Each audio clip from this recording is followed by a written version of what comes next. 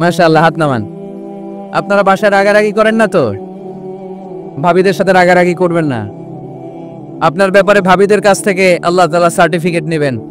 খায়রুকুম খায়রুকুম লিআহলি, তোমাদের মধ্যে আল্লাহর কাছে ওই ব্যক্তি সবচেয়ে সেরা যে তার স্ত্রীর কাছে সেরা। এজন্য স্ত্রীর সাথে ভালো আচরণ করবেন, মুচকি হাসি দিয়ে কথা বলবেন। আল্লাহ রাসূল বলেছেন, তাবাসসুমুকা ফি ওয়াজহি আখিকা সাদাকা, your smile to your brother it's a charity. তুমি তোমার ভাইয়ের দিকে তাকিয়ে যে মুচকি হাসি দাও, ওই মুচকি হাসি দিলেও সদকার সওয়াব দেয় কে? আপনি স্ত্রীর সাথে মুচকি হাসবেন, সওয়াব আছে না নাই? স্ত্রীকে ভালোবাসার কথা শোনাবেন, সওয়াব আছে না নাই? এমনকি আল্লাহর হাবিব বলেছেন, অফি বুদআই আহাদিকুম সাদাকা, তোমরা শীতের রাতে স্বামী স্ত্রী যখন এক কম্বলের নিচে সময় কাটাও, ওই সময়গুলোর জন্য তোমার আমলনামায় সওয়াব দিয়ে ভরে দেয় কে? এজন্য আজকে থেকে মুচকি হাসি দিয়ে কথা বলবেন, আগে সালাম দিবেন। স্ত্রীকে আগে সালাম দিতে রাজি আছেন তো? আল্লাহ রাসূল সাল্লাল্লাহু আলাইহি ওয়াসাল্লাম ওনার স্ত্রীদেরকে আগে সালাম দিতেন। আম্মা জান আয়েশা বললেন, এত বছর বিশ্বনবীর সাথে সংসার করলাম, একদিন আল্লাহ রাসূল সাল্লাল্লাহু আলাইহি ওয়াসাল্লামকে আমি আগে সালাম দিতে পারি নাই। মাঝে মাঝে লুকিয়ে থাকতাম যে আজকে আগে সালাম দিব, কিন্তু আল্লাহ রাসূল সাল্লাল্লাহু আলাইহি ওয়াসাল্লাম এশার নামাজ পড়ে যখন ঘরে ঢুকতেন, ঘরে ঢোকার অনেক আগ থেকে আম্মা জান আয়েশাকে বলতেন, আসসালামু আলাইকুম ওয়া রাহমাতুল্লাহি ওয়া বারাকাতুহু। এজন্য আমরা যেন বেশি বেশি সালাম দেই। তো একজন নারী বরকতময় কিনা আমরা বুঝবো তার প্রথম সন্তান যদি কন্যা, তার মানে কন্যা আসলেই ঘরে বরকত আছে না নাই? আছে। এরপরে এই কন্যাকে যখন আপনি শিক্ষাদান করবেন, ভালো পাত্রের হাতে তুলে দিবেন, তখন ওই কন্যা বাবার জন্য জান্নাতের দরজা খুলে দেয়। সুবহানাল্লাহ পড়তে পারলেন না? এরপর সে যখন কারো স্ত্রী হয়, তার কাছ থেকে আল্লাহ তাআলা সার্টিফিকেট নেয় স্বামীর ব্যাপারে। তারপর যখন সন্তান সম্ভব হয়, অনেক নারী বাচ্চা ডেলিভারি করতে যেয়ে মারা যায়। সন্তান ডেলিভারি করতে যে নারী মারা যায়, ওই নারীদেরকে কিয়ামতের দিন আল্লাহ শহীদদের কাতারে দাঁড় করায় দিবেন। আর যদি সহি সালামাতে বাচ্চা ডেলিভারি করতে পারে, তাহলে ইসলাম বলে আল জান্নাতু তাহতা আকদামি উম্মাহাতিকুম, ও দুনিয়ার পুরুষেরা শোনো, তোমাদের পায়ের নিচে থাকে জুতা, জুতার নিচে থাকে বালু, আর এক একটা মায়ের পায়ের নিচে থাকে তার ছেলে মেয়েদের জান্নাত। পড়েন সুবহানাল্লাহ। ওগো মা তুমি এই ধরনের শ্রেষ্ঠ নিয়ামত, তোমারই পদ তলে রয়েছে জান্নাত। ওগো মা তুমি এই ধরনের শ্রেষ্ঠ নিয়ামত, তোমারই পদ তলে রয়েছে জান্নাত। সুবহানাল্লাহ পড়েন। আচ্ছা, এই দুনিয়াটাকে যদি 100 বার আমরা বিক্রি করে দেই, ওই বিক্রির টাকা দিয়ে জান্নাতের একটা টেবিলের দাম হবে?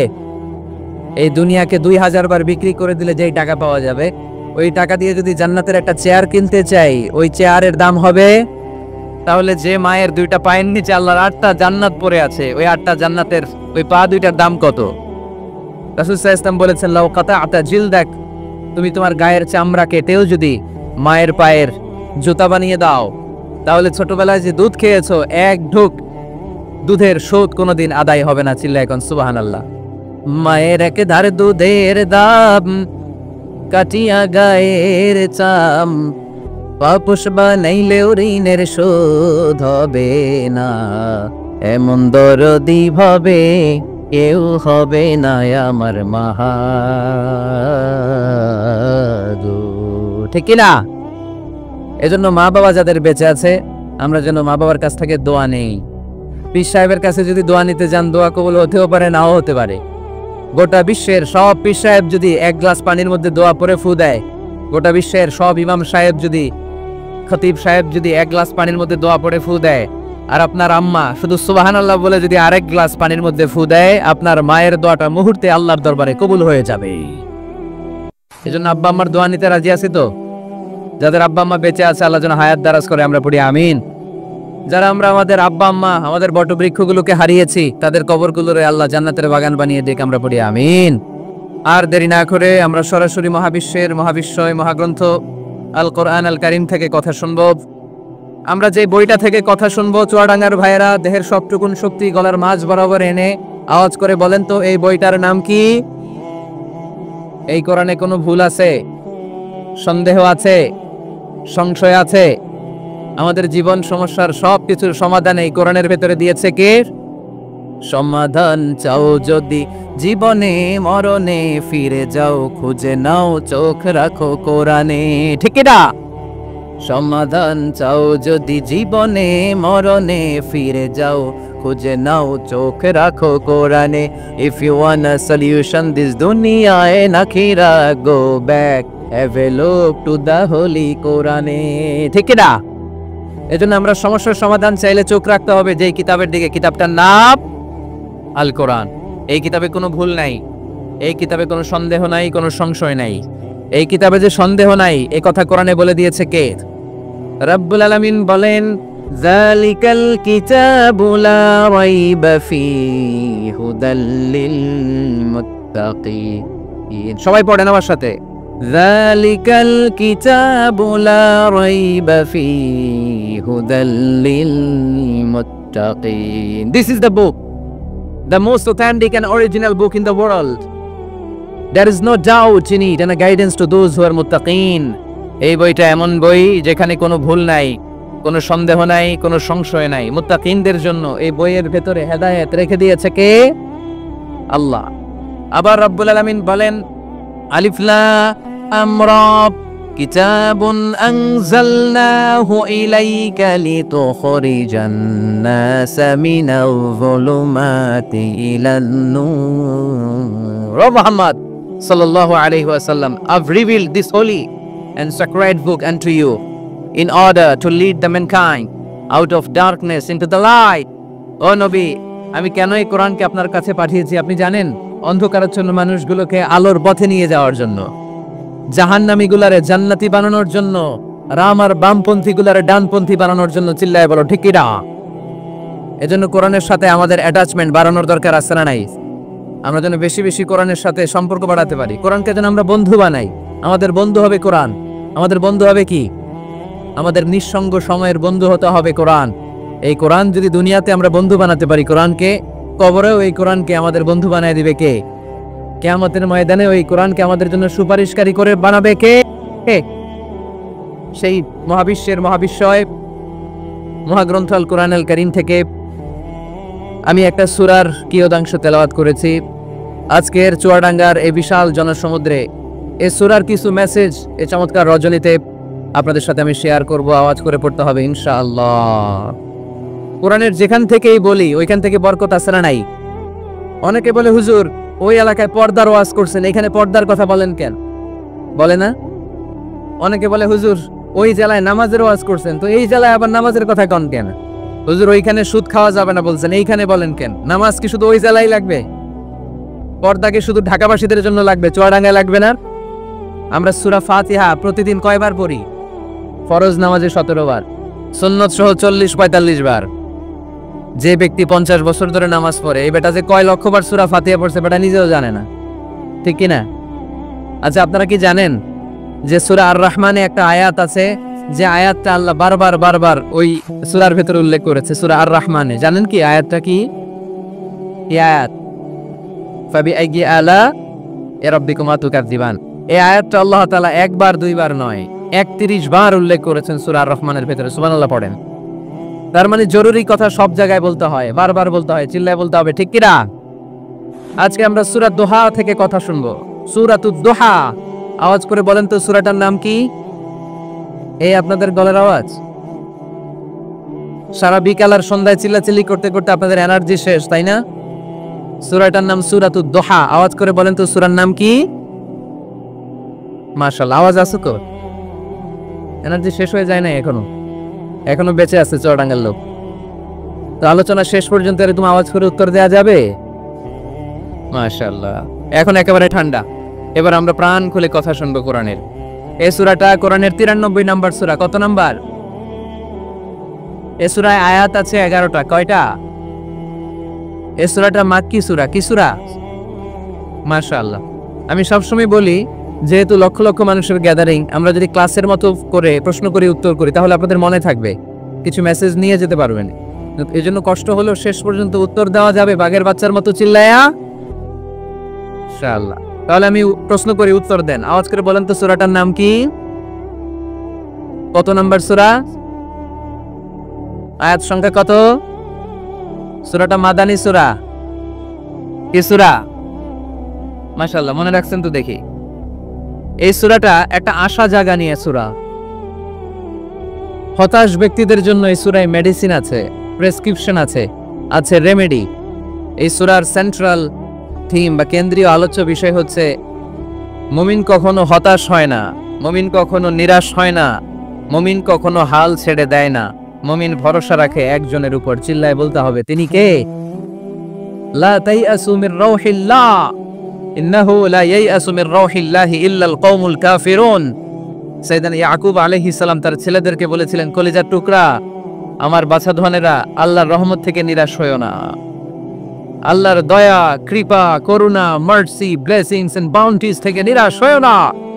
কাফেররা ছাড়া আল্লাহর রহমত থেকে কেউ নিরাশ হয় না। মুমিন কখনো আল্লাহর রহমত থেকে নিরাশ হয় না। হ্যাঁ, মুমিনের জীবনে বিপদ আসে, ক্রাইসিস আসে, সংকট আসে। বিপদ নাই, সমস্যা নাই, পেরেশানি নাই, এরকম জীবন কারো আছে? কেউ দাঁড়ায় বলতে পারবেন, হুজুর আমার জীবনে কোনো বিপদ নাই, কোনো সমস্যা নাই? কেউ বলতে পারবেন? বিপদ, পরীক্ষা আল্লাহ আমাদেরকে দেয় পরীক্ষা করবার জন্য, ঠিক কিনা? বিপদ আল্লাহ আমাদেরকে দেয় আমাদের কোমরগুলোকে সোজা করবার জন্য, আমাদের পায়ের নিচের মাটিকে শক্ত করবার জন্য, প্রতিকূল পরিবেশে নিজের অবস্থানকে শক্তভাবে জানান দেওয়ার জন্য। চিল্লায় বলেন ঠিক কিনা? এজন্য যারা হতাশ, যারা নিরাশ, যারা টেন্সড, ফ্রাস্ট্রেটেড পিপল, হতাশদের জন্য এই সূরায় আছে আশা, আশার বাণী, আলোর বাণী। কারণ দোহা মানে আলো। দোহা মানে কি? আলো কথাটা শুনতেই লাগে ভালো, ঠিক কিনা? আলো বললেই কেমন ভাল লাগে না? কারণ আশার আলো, এটা সম্ভাবনার আলো। অন্ধকার দেখলে বাচ্চারা ভয় পায়, আলো দেখলে বাচ্চারা ভয় পায়। এজন্য আমরা অন্ধকার চাই না, আমরা চাই আলোর পথ। এই কোরআন এসেছে আমাদেরকে আলোকিত করতে, ঠিক কিনা? আল্লাহ রাসূল সাল্লাল্লাহু আলাইহি ওয়াসাল্লামের খুব মন খারাপ, তিনি খুব বিচলিত, তিনি খুব পেরেশান। আল্লাহ রাসূল সাল্লাল্লাহু আলাইহি ওয়াসাল্লামের পেরেশানি দূর করার জন্য সান্ত্বনার বাণী হিসেবে আল্লাহ তাআলা এই সূরাটা আল্লাহ রাসূলের জন্য ডেডিকেট করে নাজিল করেছেন। চিল্লায় পড়েন সুবহানাল্লাহ। আর আল্লাহ বুঝাতে চেয়েছেন, আমার নবীকে আমি যেভাবে পেরেশানি দূর করেছি, সাহায্য করেছি, মুমিনদের জীবনেও আমি আল্লাহর পক্ষ থেকে সাহায্য আছে না নাই? এজন্য আমরা কখনো হতাশ হব না। এই মেসেজটা যদি বাড়িতে আজকে নিয়ে যেতে পারো চুয়াডাঙ্গার ছেলেরা, অনেকে হতাশ, ব্যক্তি জীবনে, পেশাগত জীবনে, পারিবারিক জীবনে হতাশ, চাকরি হয় না, ব্যবসায় মন্দা। যাদের ব্যবসা মন্দা, এই শাহিদুজ্জামান টরিক ভাইয়ের সাথে দেখা করবা। সফল ব্যবসায়ী, বাংলাদেশ কাঁপায়, এখন সিঙ্গাপুর কাঁপাইতেছে। তো তোমরা ওনাকে ধরবা টাইট করে, যে ভাই কিভাবে আপনি সফল হলেন, শোনেন আপনার সফল হওয়ার গল্প। How to succeed in life, কিভাবে ব্যবসায় সফল হতে হয়, কিভাবে আইকন হতে হয়, শহীদ ভাইয়ের কাছ থেকে চুয়াডাঙ্গার ছেলেরা জেনে নিবা। মুমিন কখনো হতাশ হয় না। আজকের মাহফিল থেকে এতটুকু যদি এই জনসমুদ্র থেকে আমরা বাসায় নিয়ে যেতে পারি, যে আমরা কখনো হতাশ হব না, আমরা নিরাশ হব না, শেষ নিঃশ্বাস থাকা পর্যন্ত আমরা হাল ছেড়ে দিব না, আমরা ভরসা রাখবো সব সময় একজনের উপর। চিল্লায় বলতে হবে, তিনি কে? Every time you feel like you cannot go, you feel so lost that you are so alone. Every time you feel like you cannot go on, you feel so lost that you are so alone. Don't despair and never lose hope, 'cause Allah is always by your side, inshallah. Pardon? Inshallah, inshallah, you'll find your way, inshallah. Inshallah, inshallah, you'll find your way. পড়েন আল্লাহু আকবার। আমরা কখনো নিরাশ হই না, আমরা হতাশ হই না, আমরা ভরসা রাখি একজনের উপর। তিনি কে? আমরা জানি রাত যত গভীর হয়, অন্ধকার তমানিসা ভেদ করে সুবহে সাদিক হয়। আমরা জানি গর্ভবতী নারীর যেদিন পেটের ব্যথা বেদনা বাড়তে থাকে, ওই দিন নতুন মেহমান আগমনের সময় ঘনাতে থাকে। আমরা জানি বিশ্বাসীদের জীবনে কষ্ট, দুঃখ, যন্ত্রণা, পরীক্ষা যত বাড়তে থাকে, সুখের দিন কাছে আসতে থাকে। চিল্লায় বলো ঠিক কিনা? এজন্য আমরা হতাশ হব না, হাল ছেড়ে দিব না, শেষ নিঃশ্বাস ত্যাগ করা পর্যন্ত আমরা ভরসা রাখবো একজনের উপর। তিনি কে? আল্লাহ রাসূল সাল্লাল্লাহু আলাইহি ওয়াসাল্লাম হতাশ হলেন, পেরেশান হলেন, নবীর পেরেশানি দূর করার জন্য আল্লাহ তাআলা এই সূরাটা নাজিল করেছে। সুবহানাল্লাহ পড়েন। তাহলে এই সূরার কেন্দ্রীয় আলোচ্য বিষয় কি? এটা কি চুয়াডাঙ্গাবাসীদের কাছে ক্লিয়ার? Clear, clear, clear. এবার আমরা শুনবো এই সূরার একটা ব্যাকগ্রাউন্ড আছে, কোন প্রেক্ষাপটে এই সূরা নাজিল হলো। আল্লাহ রাসূল সাল্লাল্লাহু আলাইহি ওয়াসাল্লামকে আল্লাহ বললেন, ইয়া আইয়ুহার রাসূলু বাল্লিগ মা উনজিলা ইলাইক। নবী, কোরআনে যা নাজিল করেছি সব আপনি পৌঁছে দিন, কিছু গোপন রাখা যাবে না।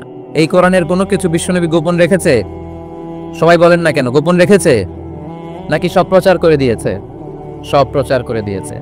হঠাৎ করে হেরা গুহায় বিশ্বনবীর কাছে নাজিল হলো ইকরা বিসমি রাব্বিকাল্লাযী খালাক খালাকাল ইনসানা মিন আলাক ইকরা ওয়া রাব্বুকাল আকরামুল্লাযী আল্লামা বিল কলম আল্লামাল ইনসানা মা লাম ইয়ালাম। পড়েন সুবহানাল্লাহ।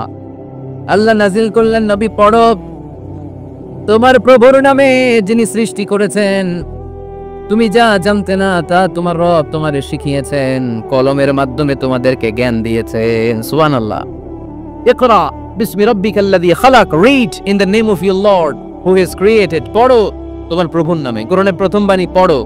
কোরআনের প্রথম বাণী কি? সবাই বলেন, প্রথম বাণী কি?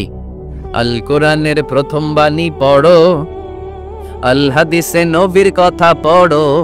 আল কোরআনের প্রথম বাণী পড়ো, আল হাদিসে নবীর কথা পড়ো। পড়ে পড়ে শেখো, শিখে শিখে তুমি তোমার নিজের জীবন গড়ো। সুবহানাল্লাহ। পড়েন, পড়ে পড়ে নিজের জীবন গড়তে হবে। নাজিল হলো ইকরা বিসমি রাব্বিকাল্লাযী খালাক, যা নাজিল হলো নবী প্রচার করে দিলেন। এরপরে আরেক সূরা নাজিল হলো ইয়া আইয়ুহাল মুযাম্মিল কুমিল লাইলা ইল্লা কালিলা, বিশ্বনবী প্রচার করে দিলেন। এরপরে নাজিল হলো ইয়া আইয়ুহাল মুদ্দাসসির কুম ফাআনযির, বিশ্বনবী প্রচার করে দিলেন। যাই প্রচার নাজিল হয় তাই তিনি প্রচার করে দেন, যাই নাজিল হয় তাই তিনি প্রচার করে দেন। এরকম চলতে থাকলো কিছুদিন, কিন্তু হঠাৎ করে আর কোনো কোরআনের আয়াত নাজিল হয় না, ওহী আসা বন্ধ হয়ে গেল। ফলে নবীও নতুন কোনো কথা মক্কার লোকদেরকে শোনাতে পারে না। মক্কার লোকেরা বলল, ঘটনা কি মুহাম্মদ? নতুন নতুন আয়াত এতদিন বলতো, এখন বলো না কেন? বলো। বিশ্বনবী বলতে পারে না, কারণ বিশ্বনবী কি মন গড়া কোনো কথা বলে? সবাই যদি বুঝে থাকেন উত্তর দেন। বিশ্বনবী কি মন গড়া কথা কোনোদিন বলেছে? রব্বুল আলামিন বলেন, ওয়া মা ইয়ানতিকু আনিল হাওয়া ইন হুয়া ইল্লা ওয়াহয়ুন ইউহা। আমার নবী মন গড়া কোনো কথা বলেন না। আমার পয়গম্বর মন মস্তিষ্ক কোনো প্রসূত কথা তোমাদের কাছে পেশ করে না। আকাশ থেকে জিব্রাইল মারফত যা তিনি শুনতে পান তা তিনি মক্কাবাসীদের কাছে পৌঁছে দেন। সুবহানাল্লাহ। তো নাজিল হতো, নবী পৌঁছে দিতেন। এখন বন্ধ, পৌঁছাতে পারে না। সাইয়েদনা জিব্রাইল আলাইহিস সালাম আর কোরআন নিয়ে আসে না। রাসূল সাল্লাল্লাহু আলাইহি ওয়াসাল্লাম নতুন কোনো কথা শোনাতেও পারেন না।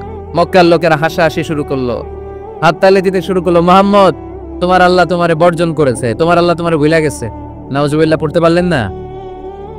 ইন্না মুহাম্মাদান ওয়াদাআহু রাব্বুহু ওয়া ক্বালা। এই মক্কার লোকেরা শোনো, মুহাম্মদের রব তো মুহাম্মদের ভুলে গেছে, মুহাম্মদের দিকে ফিরেও তাকায় না, আর নতুন কোন আয়াত পাঠায় না। আবু লাহাবের স্ত্রী উম্মে জামিল বলতে শুরু করলো, ইন্না শাইতানাকা ফাত্তারাক। মুহাম্মদ, তোমার কাছে যে একটা শয়তান আসতো জিব্রাইল নামে, ওই শয়তানটা আর আসে না। না, নাউজুবিল্লাহ পড়েন। সবাই টিটকারি করে। এখন রাসূল সাল্লাল্লাহু আলাইহি ওয়াসাল্লাম কিছু বলতেও পারে না, কারণ তিনি তো মন গড়া কিছু বলেন না, যা নাজিল হয় তা পৌঁছে দেন। রাসূল সাল্লাল্লাহু আলাইহি ওয়াসাল্লাম খুব পেরেশান হয়ে গেলেন, চিন্তায় পড়ে গেলেন, হতাশ হয়ে গেলেন। আর মনে মনে ভাবলেন, কি রে, আমি কোনো ভুল করলাম না তো? আমার কোনো অন্যায় হয়ে গেল না তো? এত অপেক্ষা করতেছি, আকাশের দিকে তাকিয়ে আছি, নতুন আয়াত আসে না কেন? আমি কবে নতুন আয়াত শোনাবো? কোনো তাফসিরে এসেছে 15 দিন, কোথাও এসেছে 25 দিন, 40 দিন, কোথাও এসেছে কয়েক মাস। আল্লাহ রাসূল সাল্লাল্লাহু আলাইহি ওয়াসাল্লামের কাছে কোরআনের আয়াত নাজিল করাকে বন্ধ রেখেছিল কে? নাজিল হয় না, তিনি কোরআনের আয়াত শোনাতেও পারেন না। আমরাও মাঝে মাঝে এরকম হতাশ হই, কি রে, ব্যবসা করলে লস, চাকরি হয় না, অসুস্থতা, মনে হয় আল্লাহ বোধহয় আমাদেরকে পছন্দ করে না। এরকম টেনশন আমাদেরও আছে না নাই? রাসূল সাল্লাল্লাহু আলাইহি ওয়াসাল্লাম যখন টেনশনে পড়ে গেলেন, আল্লাহ তাআলা এই সূরা নাজিল করার মধ্য দিয়ে আল্লাহ রাসূল সাল্লাল্লাহু আলাইহি ওয়াসাল্লামের টেনশন দূর করে দিলেন। চিল্লায় পড়েন সুবহানাল্লাহ। রাসূল সাল্লাল্লাহু আলাইহি ওয়াসাল্লামের পেরেশানি দূর করার জন্য আল্লাহ নাজিল করলেন, ওয়াদ-দুহা ওয়াল লাইলি ইযা সাজা মা ওয়াদ্দাআকা রাব্বুকা ওয়া মা ক্বালা। ওয়াদ-দুহা, আলোর শপথ, ওয়াল লাইলি ইযা সাজা, নিঝুম নিস্তব্ধ রাতের শপথ। সুবহানাল্লাহ পড়ে। প্রথমে আল্লাহ দুইটা কসম কাটলেন। কয়টা? দুইটা। প্রথমে দোহা, প্রভাতের সূর্য কিরণের শপথ, আলোর শপথ। এরপরে অন্ধকারের শপথ কাটলেন। আলোর শপথ দিয়ে আল্লাহ তাআলা ওহী আশাকে বুঝালেন, আর অন্ধকারের শপথ দিয়ে আল্লাহ ওহী না আশাকে বুঝালেন। আল্লাহ বুঝাতে চাইলেন, নবী, সব সময় আলো থাকলে ভাল লাগে না। 24 ঘন্টায় যদি সূর্যের আলো, এখনো সূর্যের আলো, সকালেও সূর্যের আলো, খালি আলো আর আলো, ভাল লাগবে? কথা বলেন না কেন? আবার 24 ঘন্টায় ঘুটঘুটে অন্ধকার, কোনো আলো টালো নাই, ভাল লাগবে? তার মানে জীবন চালাতে আলোরও দরকার, অন্ধকারেরও দরকার। বিশ্বনবীরে বুঝাতে চাইলেন, নবী ওহি আসা যেমনি দরকার, মাঝে মাঝে ওহি বন্ধ রেখে আপনার একটু বিশ্রাম দেওয়া দরকার। সুবহানাল্লাহ পড়েন। সরকারি চাকরি যারা করেন সপ্তাহে কয়দিন জব করেন? জোরে বলেন। 5 দিন। বাকি 2 দিন কি করেন? বিশ্রাম নেন, ছুটিতে থাকেন। 7 দিনে যদি কাজ করা লাগতো, ভাল লাগতো? কথা বলেন না কেন, ভাল লাগতো না? আবার 7 দিনে যদি ছুটি থাকতো, ভাল লাগতো না? তার মানে কাজেরও যেমনি দরকার, বিশ্রামেরও দরকার, ঠিক কিনা? আল্লাহ বুঝাতে চাইলেন, নবী কাফেরদের কথায় কান দিবেন না। ওরা বলে আমি আপনারে ভুলে গিয়েছি। না না, কোশ্চিন কালেও না, আমি আপনারে কেমন করে ভুলে যাই? আপনি আমার বন্ধু। আমি ইচ্ছা করেই ওহী নাজিল বন্ধ রেখে কিছুদিন আপনারে ছুটি দিলাম। আল্লাহর পক্ষ থেকে আমি আপনার জন্য বিশ্রামের ব্যবস্থা করে দিয়েছি। নবী বিশ্রামের ব্যবস্থা করে দিলাম, কারণ প্রতিদিন ওহী নাজিল হলে এটা পৌঁছে দেওয়া, এটা চারটেখানি কথা নয়।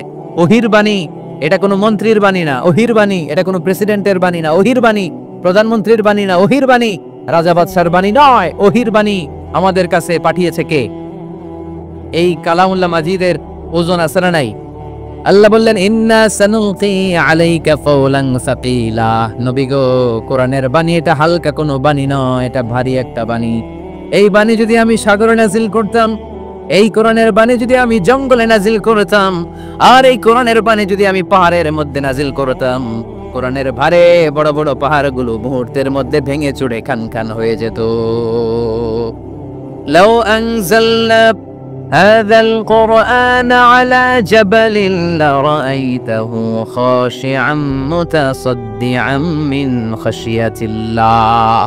নবী হে, এই কোরআনকে আপনার উপর নাজিল না করে যদি আমি হিমালয় পাহাড় মাউন্ট এভারেস্টের উপর নাজিল করতাম, আমেরিকার আলাস্কা মাউন্টেন রেঞ্জের উপর নাজিল করতাম, ইউরোপের আল্পস পর্বতমালায় নাজিল করতাম, আমি যদি বড় বড় তুর পাহাড়ের উপর নাজিল করতাম, আপনি দেখতেন কোরআনের ভারে পাহাড়গুলো ভেঙে চুরে খান খান হয়ে গিয়েছে। তার মানে কোরআনের ওজন আছে না নাই?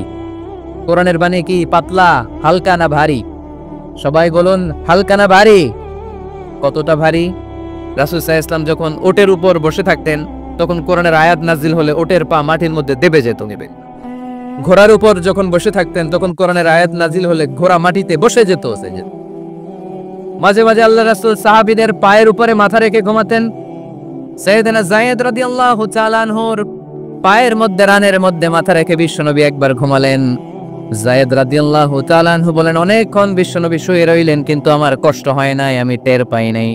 কিন্তু হঠাৎ বিশ্বনবীর উপর কোরআন যখন নাজিল হওয়া শুরু হয়ে গেল, আমার মনে হলো বিশ্বনবীর মাথার ওজন উহুদ পাহাড়ের সমান ভারী হয়ে গেছে। এতক্ষণ ধরে বিশ্বনবীর মাথার কোনো ওজন নাই। হঠাৎ যখন কোরআনের আয়াত নাজিল হতে লাগলো, দেখলাম বিশ্বনবীর মাথার ওজন এতটা বেড়ে গিয়েছে, আমার মনে হচ্ছে আমার পায়ের হাড্ডি আর রান ফেটে মুহূর্তের মধ্যে খান খান হয়ে যাবে। তার মানে কোরআনের আয়াত সবসময় রিসিভ করা, ওহী সবসময় নেয়া এবং ওহির বাণী পৌঁছে দেয়া, এটা সাধারণ কোনো কাজ নয়। সব সময় ওহী লাগাতার নাজিল হলে নবীর কষ্ট হয়ে যাবে। এজন্য নবীর কষ্ট দূর করার জন্য সরকারি চাকরি যারা করেন যেমনি ছুটি পান, নবীকে একটু ছুটি আর বিশ্রামে রাখার জন্য আল্লাহ তাআলা ইচ্ছা করেই ওহী নাজিল বন্ধ রেখেছেন। চিল্লায়ে পড়েন সুবহানাল্লাহ। এজন্য আল্লাহ তাআলা নবীরে আশ্বস্ত করে বললেন, নবী ওয়াদ-দুহা ওয়াল-লাইলি ইযা সাজা মা ওয়াদ্দা'আকা রাব্বুকা ওয়া মা ক্বালা ওয়ালাল-আখিরাতু খায়রুল লাকা মিনাল উলা ওয়ালাসাউফা ইউ'তিকা রাব্বুকা ফাতারদা। পড়েন আল্লাহু আকবার। সূরার শুরুতে আল্লাহ শপথ কাটলেন দুইটা। কয়টা? সবাই বলেন, আরো জোরে বলতে হবে, কয়টা? তাহলে শপথের পর্ব শেষ। শপথ যখন শেষ, তারপরের 3টি আয়াতে কনফার্মেশন। আল্লাহ তাআলা তার নবীকে কনফার্ম করেছেন যে নবী আমি আপনার সাথে আছি, নবী আমি আপনার সাথে আছি। এই এলাকার ওসি সাহেব যদি আপনারে বলে আমি আপনার সাথে আছি, সাহস লাগবে না? এসপি সাহেব যদি বলে আপনার সাথে আছি, সাহস লাগবে না? এমপি সাহেব যদি বলে সাথে আছি, সাহস লাগবে? প্রধানমন্ত্রী যদি বলে ভয় নাই, সাথে আছি, সাহস লাগবে না? ডোনাল্ড ট্রাম্প যদি বলে ভয় নাই, সাথে আছি, সাহস লাগবে? আর রাজাদিরাজ মালিকুল আমলাক, গোটা বিশ্বের সব রাজাদের রাজা মহারাজা আল্লাহ যদি বলে সাথে আছি, সাহস লাগে কি লাগে না? বিশ্ব নবীরে সাহস জোগালেন। পরের 3টা আয়াতে আল্লাহ তাআলা নবীরে বললেন, নবী ভয় নাই, never lose hope, never give up, never be frustrated, আর হতাশ হবেন না, আমি আপনার সাথে আছি। চিল্লায়ে পড়েন সুবহানাল্লাহ। তারপরের 3 আয়াতে দিলেন 3টা রিমাইন্ডার, নবী আপনারে কি কি নিয়ামত দিছি শোনেন, এগুলো মনে রাখেন, ভুলে যায়েন না। আর সর্বশেষ 3টা আয়াতে 3টা ওয়ার্ক প্ল্যানস মানে গাইডলাইন, কর্মসূচি দিয়ে আল্লাহ সূরাটারে শেষ করেছেন। পড়েন আলহামদুলিল্লাহ। 2 বার যখন আল্লাহ শপথ করলেন, আলোর শপথ, অন্ধকারের শপথ, তারপর আল্লাহ কনফার্মেশন করে বললেন, নবী মা ওয়াদ্দাকা রাব্বুকা ওয়া মা ক্বালা, নবী হে আমি আপনারে ভুলি নাই, আমি আপনারে ছাড়ি নাই। কাফেররা বলে আমি আপনারে ভুলে গেছি, আমি আপনার উপর রাগ করেছি, তাই আপনার উপর কোরআন নাজিল করি না। কথাটা কিন্তু ঠিক না। আমি আপনারে ভালোবাসি, মহব্বত করি, ইচ্ছা করে আপনারে ছুটি দেওয়ার জন্য, কয়েকদিন বিশ্রামে রাখার জন্য ইচ্ছা করেই কোরআন নাজিল বন্ধ রেখেছি। মা ওয়াদ্দাআকা রাব্বুকা ওয়া মা ক্বালা। কাফেরদের কথার জবাবে তিনি বলছেন, না আমি আপনারে ভুলি নাই, আমি আপনার সাথে আছি। সুবহানাল্লাহ পড়ে। সাথে আছে কে? আরো জোরে বলেন। রাস্তায় হঠাৎ অ্যাক্সিডেন্ট হয়ে গেছে, বাঁচাবে কে? বলতে হবে সাথে আছে কে?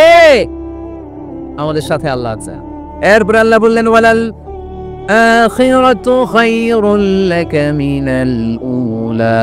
ও নবী, মক্কার জীবনে সাময়িক একটু কষ্ট আপনি সহ্য করেন, মদিনার জীবনে আপনার জন্য আনন্দ রেখেছে কে?